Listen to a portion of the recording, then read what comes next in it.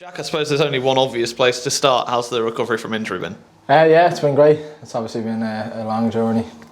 I was obviously devastated when it happened, but you just got to get on with it. You know, you can't feel too sorry for yourself. You got to get back as quick as you can, and yeah, delighted to be back for the end of the season. What goes through your mind then at that moment when you're realising almost like the scale of the injury, how long you're going to be out? What goes through your mind?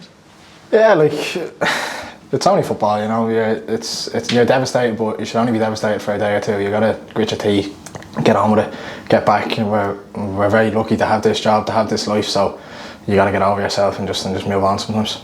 And obviously you made it back into the first team before the end of the season. I suppose that must have been a huge relief for yourself. Yeah, I didn't think I was going to. The first kind of chat I had in the middle of January was that I'd be out for the rest of the season. I set myself a goal to get back for Wrexham, and I'm back before that. So yeah, I was over the moon, and obviously I can say a massive thank you to the staff, to the physios, to everyone that looked after me. They were brilliant. They don't get enough praise probably, because you obviously don't see what they get up to, but they've been fantastic with me. So.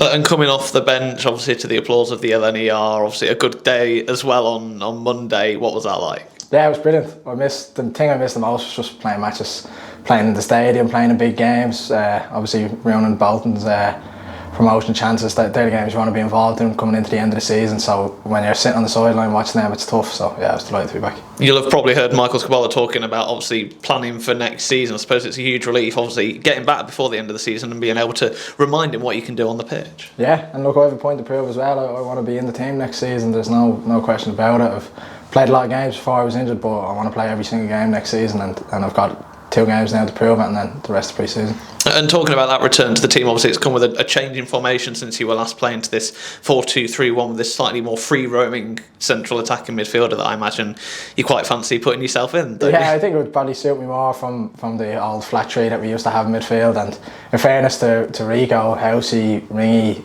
Joe in there, they've all been fantastic in that position, so they're doing really well, and it shows. I think the team's improved a lot since we've changed that formation. We look more fluid going forward, so yeah, hopefully we can build on it now in the next 2 games. And how exciting as a central attacking midfielder, as someone that likes to provide for other players and obviously get on the score sheet yourself, to play with James Collins, obviously one of the best strikers in the league, I think, since he's come in, the best striker in the league. Yeah, the best by a mile. I think his stats showed that himself, and obviously growing up seeing him scoring for Ireland as a kid and stuff, being at the matches, it's yeah, I'm obviously delighted to play with him, and it's fantastic having someone up there.